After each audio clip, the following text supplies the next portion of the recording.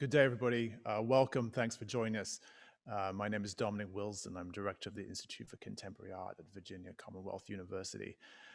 It's the last day of April, so for us, it's the last day, and this is the last event of quite a number of events and activities that we've been engaged with over the last 30 days to celebrate the third anniversary of the ICA. It's still a very new institute.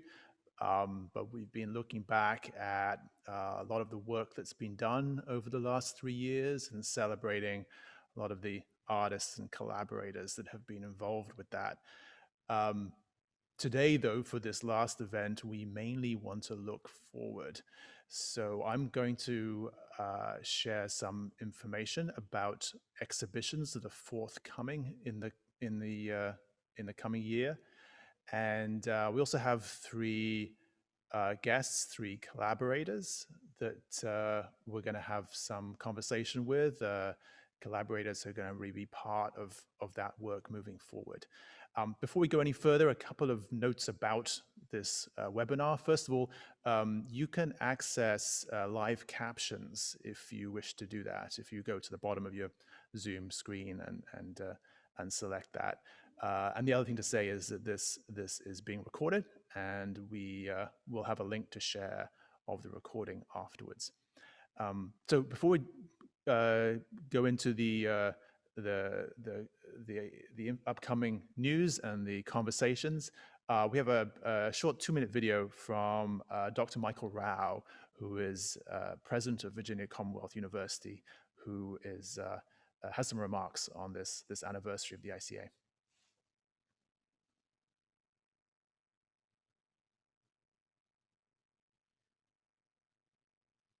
On a beautiful day in April of 2018, we gathered at Broad and Belvedere to celebrate a place dedicated to contemporary art, its creators, and our communities. That afternoon, I remember what I said.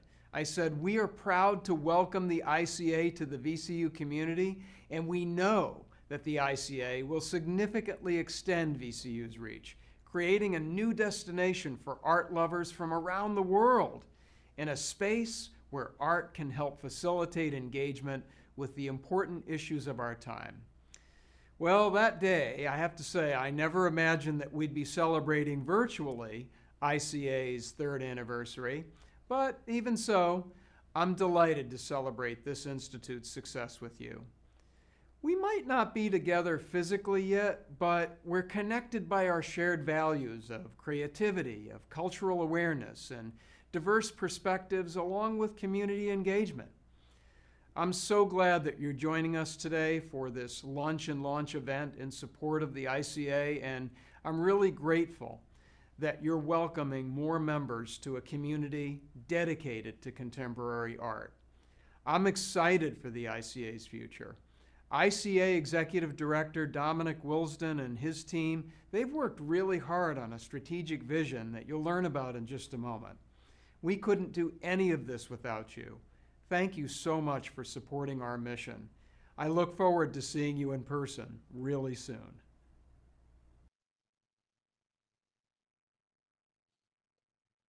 So my thanks, Dr. Rao, for those words, and let's look ahead a little bit now. We have, I should mention, our guests coming up in a second. Carmenita Higginbotham, who is the relatively new dean of the School of Arts here, School of the Arts, close collaborator of the ICA, of course. Chioke I'Anson, who's our director of community media, and one of our guest curators, Miguel Lopez, who's working on a show that we're going to present later in the year. So we'll be talking to them in a few minutes. But let me begin by just a few slides on recollecting projects over the last year or 18 months, and then some images to share with you about exhibitions that are coming up over the next 6 to 12 months.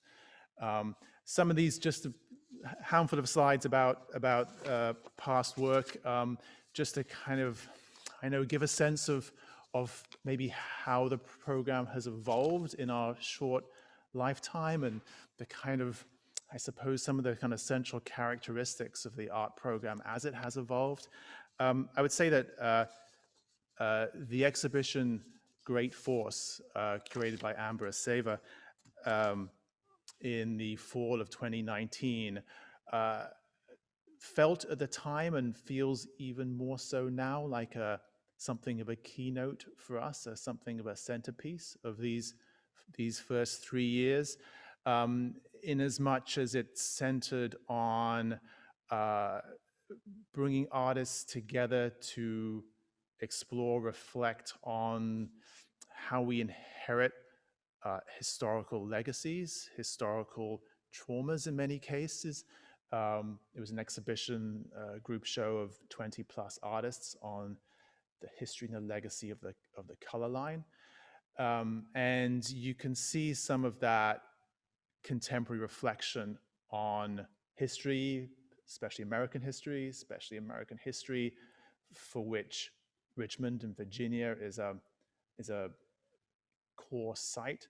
You see that through some of the rest of the exhibitions, some of the rest of the programs that we've done. So we're seeing here the opening of Great Force, and in process, in fact, the commissioned piece for the windows of the ICA by Tamashi Jackson, which you see being executed by the artist and her team at that time. Next slide, please.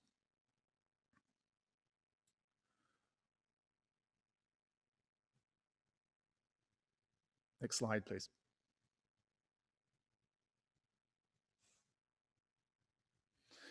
So just a second theme, if I was going to pick out a couple of characteristics of the program as it's evolved, a lot of integration of performative, discursive programming within exhibition formats. Performance, one of many performances during the run of Rashid Johnson's Monument, which is the installation that you see here. Installation was set up in order to be continually activated by performance and conversation on a weekly basis. And that's certainly pre-pandemic in any case. That was something that was kind of recurring as part of our MO throughout the exhibition program. Next slide, please. This is in the same gallery, the True Far Luck Gallery, at the top of the ICA here, exhibition of Guadalupe Maravilla, one of half a dozen or more artists who are also VCU faculty.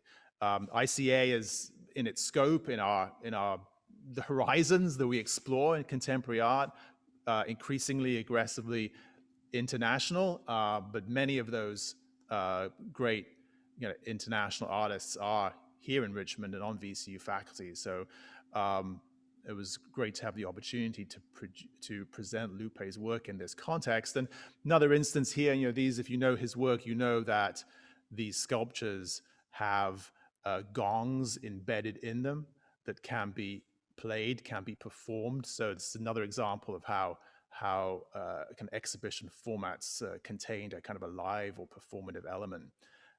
Next slide, please.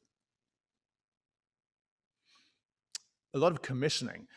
We see that with the Jackson piece, with Rashid Johnson's piece. This was a major immersive installation by another VCU faculty artist, Corinne Hewitt, in the twin galleries of the ICA on the second floor. Next slide, please.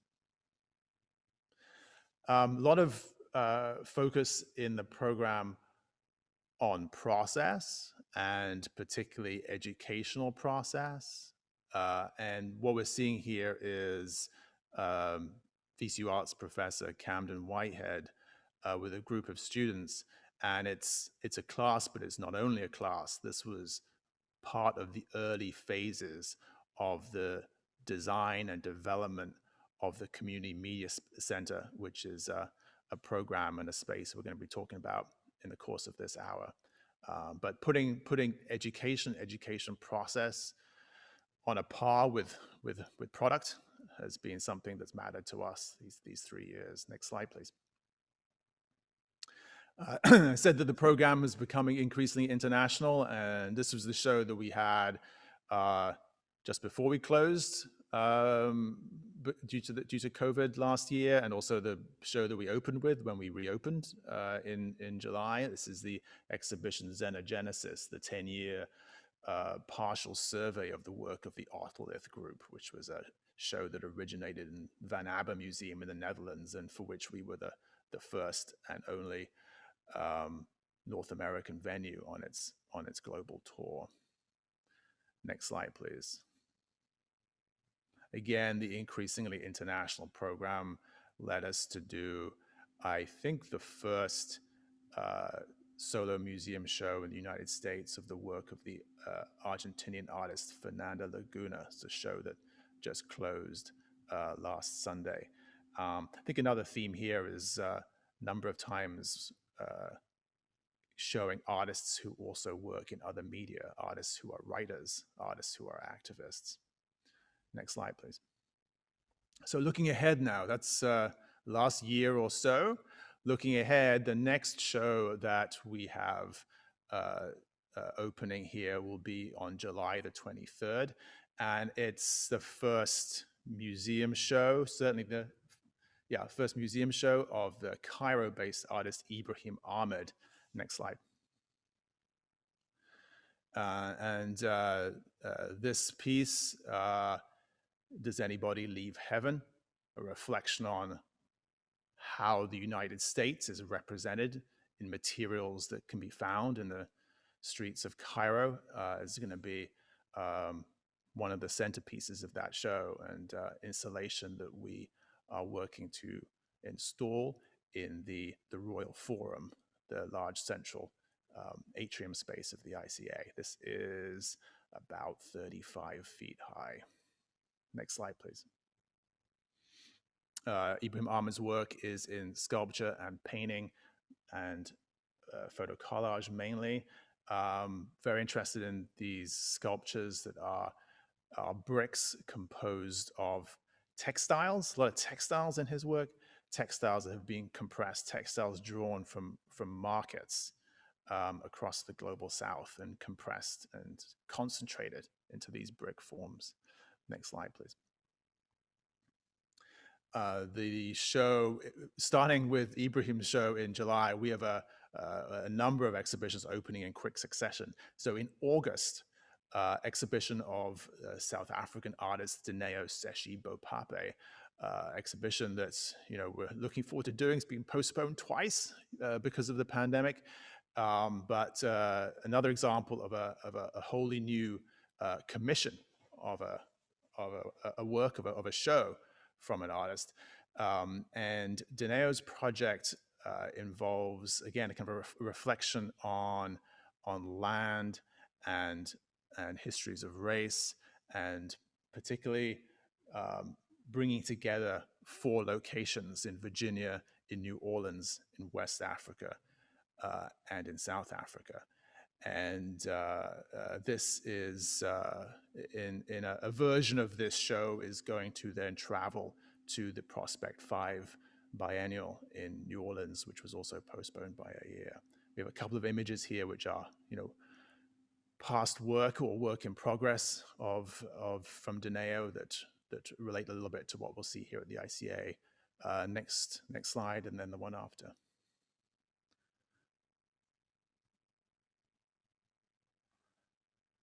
Next slide. Next slide. So this is not an exhibition, but renderings for the Community Media Center that I mentioned. So we've, in these last couple of years, entered into a really fantastic partnership with VPM, who are the public media affiliate for Virginia. And our partnership is centered on audio production, on podcasting particularly, and we are looking to transform the Murray de Pillars Learning Lab in the ICA into, or at least to transform the space so that it can be a home for the Community Media Center.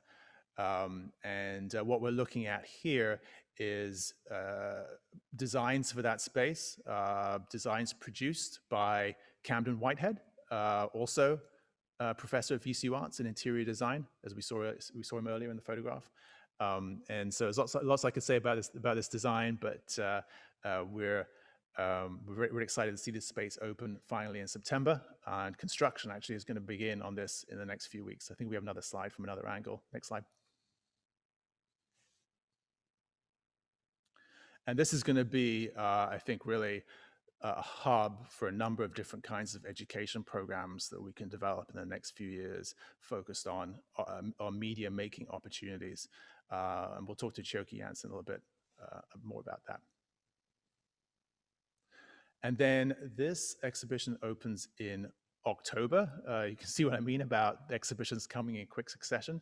And this is a show by New York artists, originally from Baton Rouge, Louisiana, Jeremy Toussaint Baptiste. This is going to be a project for that True Firelight Gallery that we saw the installations of Johnson and Maravilla earlier. This is a sound work. Next slide. And one thing that, so we wanted to explore a kind of just a radically different kind of experience in that space from what we've seen so far in the first years of the ICA, and to experiment with a sound piece in that gallery. But this is not only limited to that gallery, because this show, this commission, another new commission drawing upon, you know, Richmond, Virginia experience and histories here too. This exhibition and commission is a collaboration with 1708 Gallery. And those of you who are anywhere near Richmond, Virginia and interested in contemporary art will know how important the work of 1708 Gallery has been over many, many years to provide space for contemporary art in this city. And the gallery is about half a block from the ICA, and we're going to present a single installation across those two spaces. Next slide, I think, is a shot of an earlier work of Jeremy Toussaint Baptiste. And next slide, yeah. So the last few slides here we'll show to you, and then we'll ask Miguel Lopez to say a little bit more about this when we get into conversation with him in a few minutes. Because these images are, well, first of all, these two images we're just seeing here, work of Belkis Ramirez, and Miguel has chosen to put the work of Belkis Ramirez in conversation with the work of Sila Chanto. Next slide. You know, two artists, one from Costa Rica and one from the Dominican Republic, passed away in recent years. And if we go to the last slide, the next and last slide, we can take those in for a second, and we'll come back a little bit later and we'll have Miguel talk to us about the meaning of organizing this show here and now. Okay, so that was a little bit of a glimpse, a little bit of a preview of what's coming up. So we're gonna go into a few short conversations here with some of our collaborators, as I said. And first of all, we're going to bring up Dr. Carmenita Higginbotham. Hey, Carmenita. Hi. Good. So I mentioned that Carmenita is Dean of the School of the Arts here since like August, September, right? And also art historian whose research examines 20th century American art, particular focus on the intersection of urban space and race in early mid-20th century representations, and came to us from not too far away at University of Virginia, and head of art over there. Well, I just wanted to use our time here. We're here to think about the future a little bit, and we're both relatively new, right? So we only have the future to think about in some ways. So, you know, but you come from a different context to this. I come from a different context to this, not working in university museums before, and conscious of the fact that the university museum, university gallery, you know, it is a feature of the American scene, you know, in the US, the US scene. Exists elsewhere, but it's really a feature of the sort of cultural infrastructure here. Mm-hmm. And plenty of university museums and galleries, a few other university art institutes. But I don't know if you have thoughts about, you know, I guess collectively, the setup of a major public art school, university-based public art school, and a contemporary art institute rather than a museum, does that like point to anything in terms of the sort of educational impact we could have together? We could figure this out together in conversation too. It's a question for me too. We may right here. Yeah, We may solve all of it right here. No, I first of all, thank you so much for inviting me to be part of this amazing event. And I really do love seeing all the exciting programming that's happening. It is unique to have an Institute of Contemporary Art work so closely with an art school.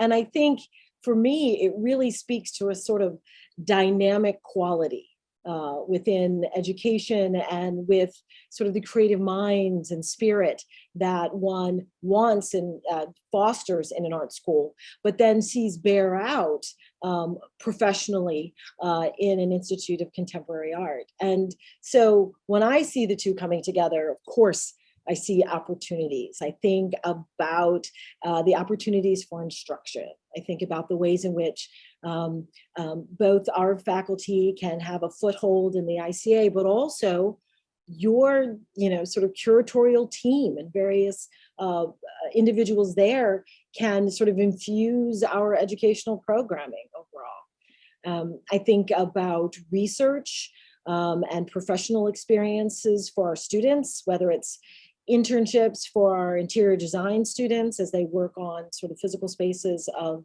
exhibitions, to our graphic design students working on print and marketing material and really coming up with those sorts of content strategies. I also think very much about individuals in the fine arts, whether it's art history, painting and printmaking, sculpture, who work on projects, who become, sort of program coordinators and research assistants. There's just a range of opportunities. And then I'm always and so excited. Thank you so much for the slides of the exhibitions by faculty. That is such a signature component to the School of the Arts. And I look so forward to the ways in which showing the sort of supreme faculty that we have, them having exhibition opportunities and really pushing that out into the community. It's such an amazing matrix and very unique, I think, to a number of art schools. Yeah, and I think that there's a way, and I hope this is happening to some extent already, there's a way in which, not the only way, but a way in which kind of ICA helps connect a contemporary art community here with the rest of the world, with other places, and the School of the Arts faculty and students are so central to contemporary art just in this city. Right. Kind of in a way, working with the school in that way is already working with contemporary art in the city. Well, I'm always thinking about, and I'm sure you are too, as someone who's new, right? Relatively new, those rings of influence, right? There's the campus of VCU, and then there's the city of Richmond. And both the School of the Arts and the ICA have a commitment to the arts as they develop in the city, and the ways in which we invite the community, all communities, into our spaces, into our experiences and opportunities. But then the really exciting elements like programming that pulls in, the campus that we have in Qatar and Doha, our wavelength lectures that are taking place, which really is a really great partnership between that campus, the Richmond campus, and the ICA. So it's these spheres of influence that I've noticed. Have you noticed something similar? Yeah, and I think actually the Wavelength series, which just concluded this week, actually just concluded for this year anyway, back in the fall. It's been one of, I think, the positives that have come out of this year of pandemic. And obviously lots of online talks. We're doing one now, lots of online talks all over the world by lots of people. But I think rare chance to bring for us to collaborate, but also with, as you say, with the VCU's arts the campus in Qatar. And I think it's made us think, and we've started to have conversations about this, made us think about the ways in which this place, the platform that we share here, could be some sort of space for thinking about art education kind of internationally, exploring really what art education internationally can be, and also how the educational context is not necessarily a transitional space for contemporary art. And it's not necessarily something you move through on the way to really joining the art world, but is really part of the art world itself. It's phenomenal and significant to the development of artists, but also, in this time in which we have reimagined what education is overall, right? And we've all had to adjust and change and think, no pun intended, creatively, but think in innovative ways about what it means to draw, to paint, to sculpt, to create, and the appetite we now have, I think, collectively as a world towards digital delivery systems and models.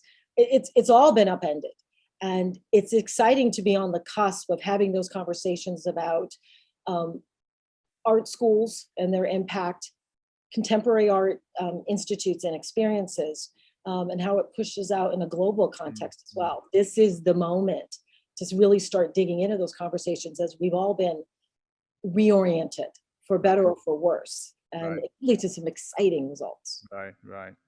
Well, listen, I think this is just making me think you and I should just do a whole program sometime if people are into it, and maybe involve some others too, just about the future of art education in contexts like ours, and there's a lot to cover. I mean, listen, thanks for joining right now, just for a few minutes here. But also, I just want to take a minute and say, thanks to all the students and faculty from the School of the Arts that have been part of the ICA for these 3 years, and this whole place and things that have happened here. It's just that the traces of the activity of VCU Arts students and faculty is just all over this place. The fingerprints are all over this place. So really, that's actually been something we've been looking back at, celebrating in this past month too. But anyway, more to come on that. But nice to see you today. Thanks for joining. Always good to see you. Thank you so much. Bye, Carmenita. So I'm going to bring up Chioke I'Anson.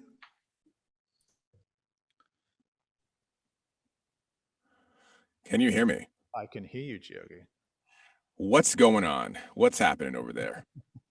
Well, you were here last week. I haven't even done your introduction yet, but just that you were in this room last week. You could maybe talk about it when we get to it, doing the last of the programs in the first 2 seasons of Community Media Center. But first of all, just to remind everyone, Chioke I'Anson is director of Community Media Center, the ICA new initiative with VPM, as I said. And we saw some renderings earlier of what the space is going to be like when it finally opens later in the year. But programming has already been happening, concluding last week, at least for this season. Okay, I'm just going to ask you to say a little bit about how it's gone, what it's about, and I guess, the experience of 2 seasons so far, how does that inform how you think about the future and, what this could be? Sure. Oh boy, where to start? Well, let's see. I think we started programming online events in September last year. And at the very outset, I was surprised at the turnout and the participants. So far, we've done more than a dozen events, and we've had more than 400 people in total show up, not including our most recent event, which happened right there in the ICA theater, that had 1,000 viewers online. So I've been blown away by the response, because I definitely expected much lower numbers, especially in the age of the pandemic and with having to quickly go online for everything. I've really been surprised at how it's gone. And I think that the future is going to be very exciting. So let's just take, for example, the ICA theater. So our last event was the producers of the podcast Criminal and This Is Love, who came in last year during the pandemic. They had an entire tour plan. They were going to go across all of America doing a live version of their show.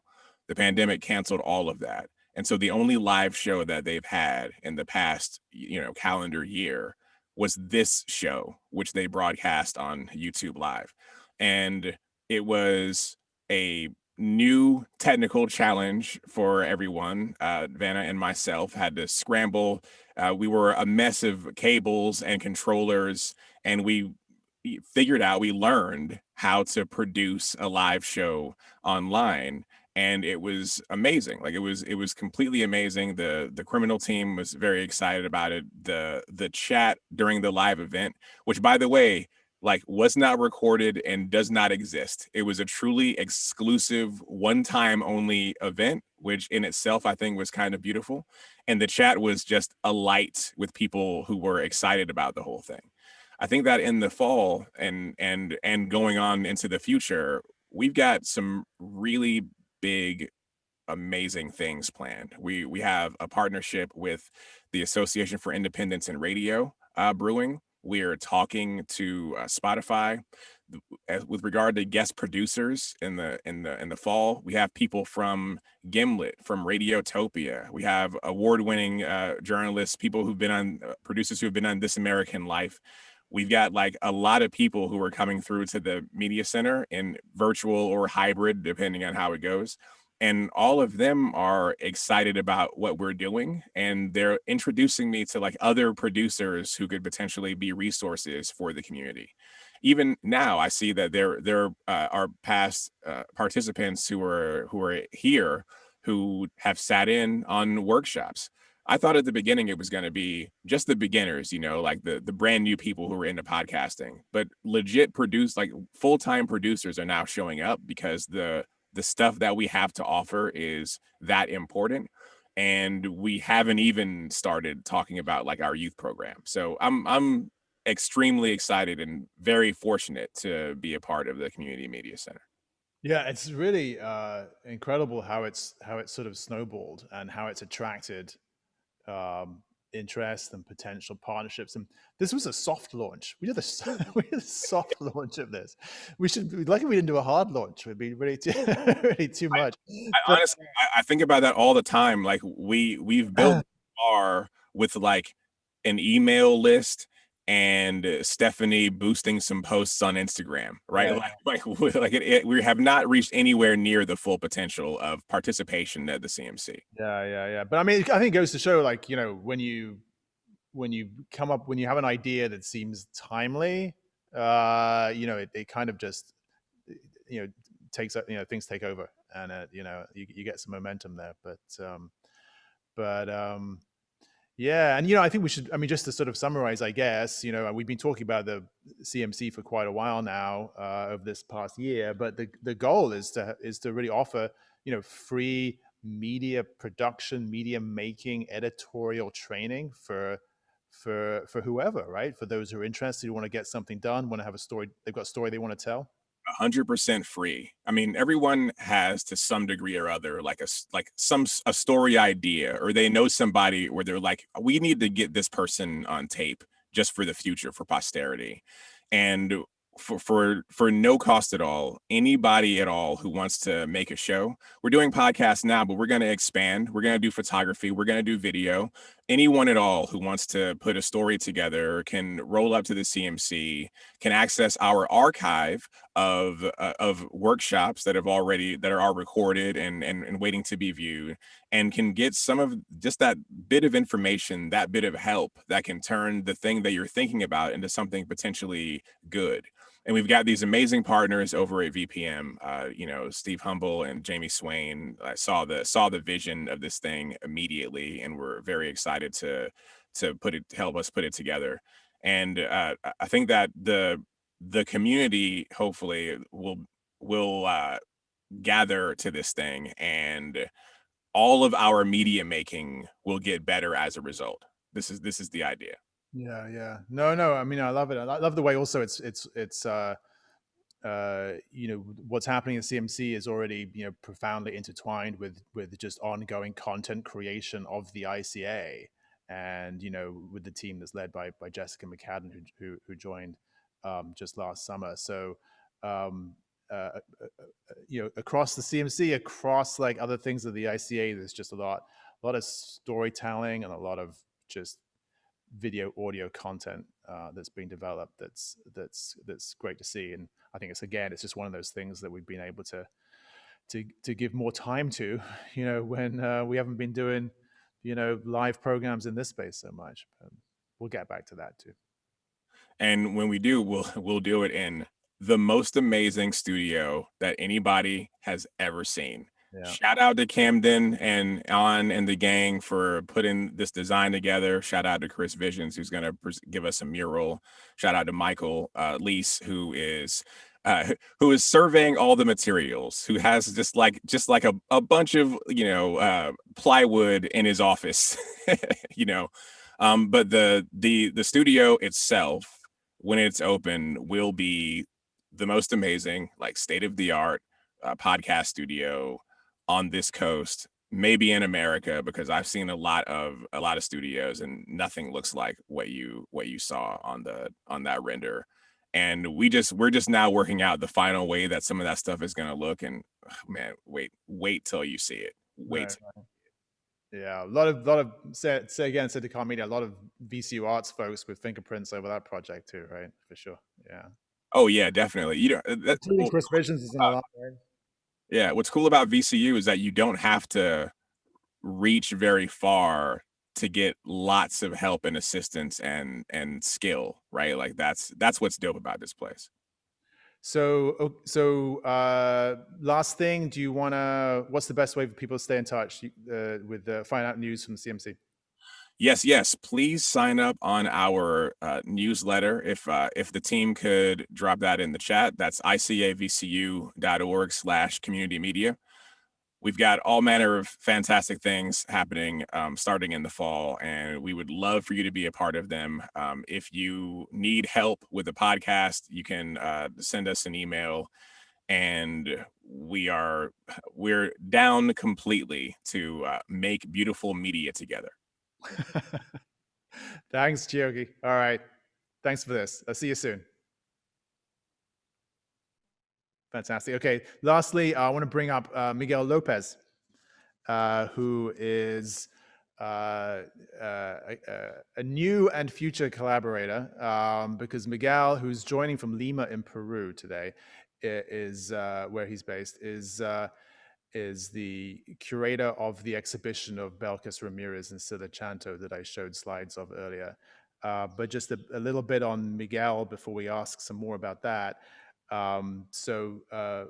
Miguel has, until the end of last year, was leading the kind of contemporary curatorial platform Teoretica in Costa Rica.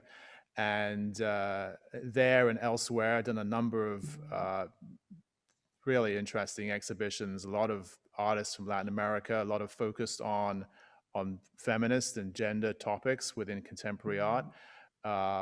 Notably, exhibition that I was fortunate to see, the retrospective of Cecilia Vacunia, which I saw at the formerly Vita de Wit in Rotterdam, and which I think is going to the MUAC, right, at UNAM in Mexico City, or it did that already? Yeah. Yeah, that happened already last year. Yeah. Yeah, which is, I mean, talk about kind of university-based museums of contemporary art. That's really a model for everybody, that institution. So Miguel, thanks for joining today. You haven't visited here, so you don't know the place as well as Chioke and Carmenita. We're looking forward to seeing you here for your site visit for the show in a few weeks. But maybe just tell us a little bit more about how you came. We talked about a show that you could do here through the course of last year, and then ultimately you wanted to propose this. Tell us a bit about why you wanted to propose the show of these two artists. Hi, Dominic. Well, first of all, thank you so much for this lovely invitation. It is a real pleasure to work on this exhibition with you all at the Institute for Contemporary Art. I'm very excited to be part of the program and of the celebration of this third anniversary of the institution. You asked me about the exhibition. Why the exhibition? Well, there are many reasons. The show is related to what I have been doing over the last 5 or 6 years. The time I live in Costa Rica, that you just mentioned it. I work as first as chief curator, and later as co-director of this amazing visual arts organization dedicated to Central American and Caribbean contemporary art. And one of the things I tried to do over these years was revisiting the practice of many pioneer women artists, reconsider their amazing contributions and create cultural value around their works in opposition to conservative views and male-dominated art narratives. So, so this exhibition that I will curate at the Institute for Contemporary Art is a dialogue, as you mentioned it. It's a dialogue between two late brilliant artists, Sila Chanto from Costa Rica and Belkis Ramirez from the Dominican Republic. Both of them started to work between the 1970s and the 1980s and passed away in recent years. So the exhibition highlights how they introduce experimental printmaking techniques to discuss issues related to the body, to power relations, to patriarchal violence, and environmental destruction. I especially love their large-scale prints and installations featuring life-size figures. I think their work actually embrace the complexity of emotions such as rage and vulnerability, and explore emotional and physical migrations. Sila Chanto was especially interested in the affective and political dimension of traces, of human trace, and the energy that we left on the things we touch and we use. And Belkis Ramirez, on the other hand, explored the collective self, gender roles, and the representation of Caribbean brown female bodies. You show a few images of the works of both of them, and actually some of them are one of my favorites. The last one was this really powerful. The last image that you show was this really powerful work by Sila Chanto from the Bestia series, the Beast series from 1998, which was a sort of personal response to misogyny and cruelty imposed by patriarchal society. In this series, she evoked Paleolithic animals and subjugated female subjects on the brink of a moment of liberation and transformation. And I think this latent violence is also present in Belkis Ramirez's work. One of the images that you also included was this amazing installation, De la Misma Madera, from 1994, who has two components, this grid of portraits and this big slingshot at the top of a pile of rocks. And it's really compelling because the work is in a way actually like asking the role of the spectator, you know, and making a powerful comment on human interaction and social interrelation. So yeah, I'm very excited about this two-person exhibition that will present for the first time a conversation between these two amazing, powerful feminist voices from Central America and the Caribbean. Yeah, I'm looking forward to getting into the thinking about the layout, the design of this show with you, because originally, well, I guess our starting point was, you know, we have these two contiguous galleries on the second floor, and we did do a dialogue concept exhibition a couple of years ago, Martine Sims and Irina Hajduk. But I think but then we decided to do this show, to do your show in the Reynolds Gallery, which is the big open 4,000 square foot, 400 square meter gallery, because I think that materially their work together can be super interesting rather than being a juxtaposition. I think we can make it a single experience in a beautiful way. Yeah, the galleries looks amazing. I'm very excited to visit them. So I don't know. I mean, do you have this is a yet another instance for you of presenting. I was going to say introducing, but it's not always introducing. But presenting the work of artists in Central, South America, in Europe, in North America, etc. I mean, is this. This feels like something that is kind of, you know, part of your practice these past years to do that. How has that been? I mean, are there particular challenges in that, or particular issues of framing that you have to have in mind? Yeah. I mean, yeah, that's right. I've been working between Latin America, the US, and Europe for more than a decade. And yeah, I think for me as curator, means to be aware that I'm constantly navigating through a cultural field marked by global power imbalances and look for ways to contribute to a more equitable art world. I mean, the global north still plays a role in what gains recognitions. And of course, we all recognize the existence of these traditional Western power structures. And sometimes it seems like we tend to gravitate around that all the time. But I try to move in the opposite direction as well. I mean, that is a sort of situated and localized curatorial practice. I think infrastructure building would be a good definition of what I think I do. On one hand, this means working locally to create independent spaces, archives, starting editorial projects, expanding collecting practices, collaborating with institutions. I mean, basically imagining farms to generate or nourish sustainable cultural ecosystems. And on the other hand, yes, it means to create awareness about local art histories and the rich and complex traditions of thinking and art making in our context. And yes, in some cases, these aesthetics and art forms and voices can call for a reorganization of these globally established art narratives, but this is not the most relevant thing, at least for me. I mean, for me, it's more important to think about how these representations and art making could contribute to the regeneration of local social fabric, how they can contribute to the critical construction of a public sphere. And I think that is also, because my curatorial practice is shaped by my experience of growing up in Peru, a context marked by decades of political violence and dictatorship, racism, homophobia, and institutionalized misogyny. So one thing that that is constantly on my mind when developing a project, an exhibition, a publication, is how these images and art making can contribute to the redefinition and reconstruction of the democratic agenda. And this is a very relevant question, in Latin America, where democracies are so fragile.